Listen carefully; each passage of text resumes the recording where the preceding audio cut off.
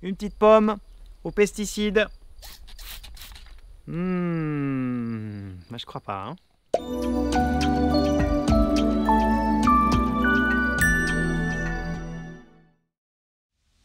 Bon, ça vous dit une petite bière là juste avant l'orage? Et bien justement à propos de bière, le magazine 60 millions d'amis vient de publier une grande enquête sur 45 bières testées en France.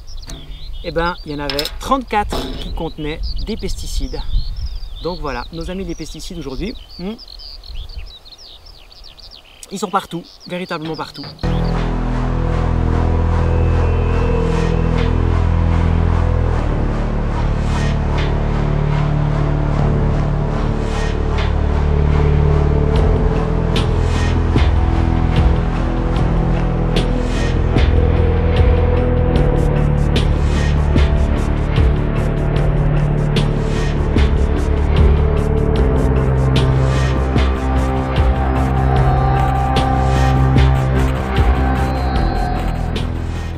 Bon, je la bois quand même. Hein. Alors les pesticides, c'est quoi? Moi, c'est des substances chimiques inventées par l'homme.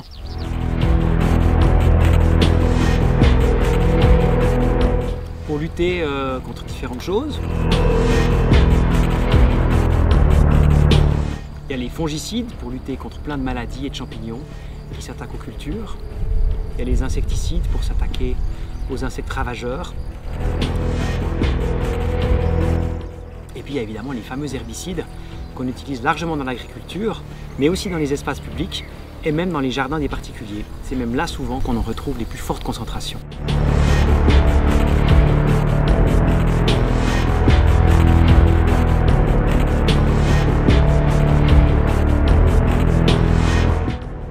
Les pesticides, ils s'accumulent dans les sols, ils s'accumulent dans l'eau, ils s'accumulent aussi dans notre organisme, comme en témoignent de nombreux tests qui ont été faits par des citoyens, où on voit que par exemple le glyphosate, le fameux Roundup, eh bien, il est largement présent dans les urines de la population, alors même que c'est une substance très fortement présumée cancérigène et perturbateur endocrinien. Et d'ailleurs c'est très inquiétant parce qu'on n'a jamais encore testé la toxicité pour l'homme de l'effet combiné de toutes ces substances et de leurs résidus qui sont innombrables. Bon, alors toutes ces substances, elles sont évidemment toxiques contre le ravageur qu'elles visent, mais le problème c'est qu'elles sont aussi toxiques pour l'environnement. Il y a une grande étude qui est sortie en Allemagne l'année passée qui a montré que 80% des insectes en Europe ont disparu en 30 ans. Et ça c'est un véritable cataclysme qui est en partie dû à l'utilisation des insecticides. Plus d'insectes, par exemple, ça veut dire plus d'oiseaux, quasiment. Ça veut dire plus de butineurs pour polliniser nos cultures. En fait, le déclin des abeilles, dont on parle beaucoup, c'est que la petite pointe de l'iceberg.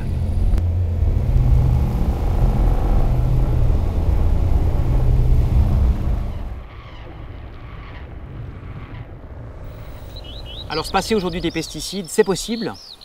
Bon, c'est dans l'agriculture, dans certaines cultures, que c'est le plus compliqué de faire sans la chimie, vu les contraintes économiques. Mais là, il y a une magnifique opportunité de réinventer le métier de paysan pour une nourriture saine et pour un environnement durable et équilibré. Alors, qu'est-ce qu'on peut faire concrètement? Et de 1, bannir les pesticides dans votre jardin.